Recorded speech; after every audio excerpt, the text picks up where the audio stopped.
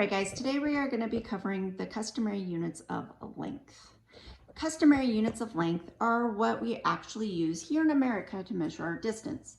The smallest is going to be inches, next up is feet, then we move into yards and miles. So if you notice, I wrote these in smallest to largest, which will help you later on when we get into the converting.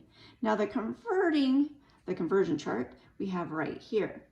We have 12 inches is equal to 1 foot. 3 feet is equal to 1 yard.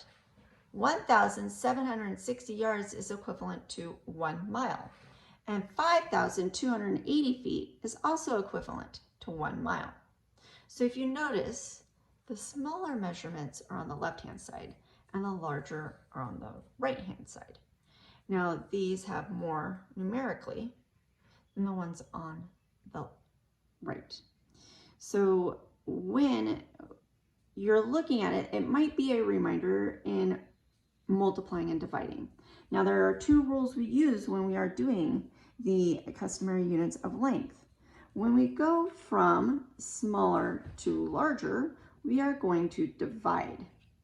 Meaning when we go from a smaller measurement to a larger measurement, this number should get smaller. We are dividing. So then, if we go from a larger measurement to a smaller measurement, we are going to multiply. So in this case, if we are going from a larger measurement to a smaller, we're going to take this number and multiply it by this number, which would give us a larger answer in the end. Okay, so over here, or a larger numerical value, they're all going to be equivalent. So over here, we're going to go ahead and start with 2 miles is equal to how many yards? So the first thing I'm going to do is figure out that I'm going from a larger measurement to a smaller measurement. By going to a larger and a smaller measurement, I look back at this chart and I go, okay, I'm larger to smaller, so I'm going to multiply. I'm going to multiply, and then I know that I'm going miles to yards. So if I'm looking at my miles, 1 mile equals 1,760 yards. So I have this number, and now let's see what we do with that number. So I'm going to take this 2 miles, and I'm going to bring them down. So 2 times, because I multiply, 2 times 1,760. So 2 times the amount of yards it takes to make up a mile. And that's going to give me 3,520 yards. So 3,520 yards is going to be my answer, and that's what I put up in this blank.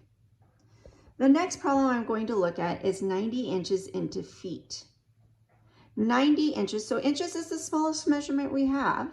So I'm definitely going smaller to larger. So by going smaller to larger, I am going to go ahead and be going smaller to larger, we divide. I know dividing is everybody's favorite thing in the world.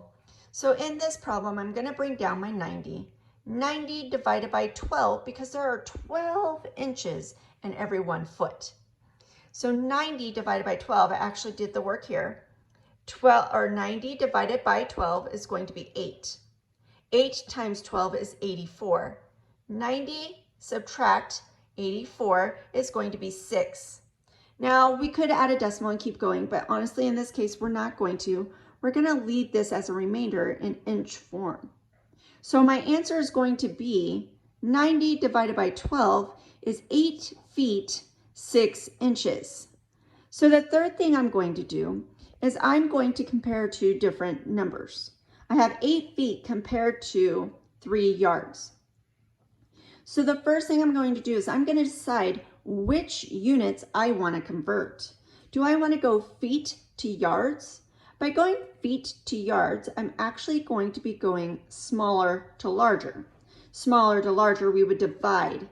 3 feet are in every yard. So 8 divided by 3 is not going to give us a really nice number. It doesn't go in evenly. So what we're actually going to do is we're probably going to go the second route, which is actually what I chose to do. You can always go this route. It'll just be a little more difficult. 3 yards. So I'm going to go yards to feet. Since I'm going larger to smaller, I'm going to be multiplying. So 3 yards times the 3 feet, it makes up the 1 yard. 3 times 3 is 9 feet.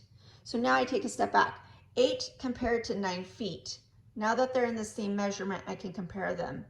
8 feet to 9 feet. 8 is smaller than 9. So it's going to read 8 is less than 9 feet. Now, if you need any help, I've included my email. It's thillowert@ssusd.org. I'm going to take a step back so you can see it again, all together. So thillowert@ssusd.org. That way, if you need any help, you can definitely send me an email and I'll be willing to help you guys. I know we're not meeting in person and I'm not teaching you these lessons in person, but if you get stuck, I'm here to help you. So please just reach out and I will be coming back at you tomorrow with a new lesson. Talk to you later. Bye.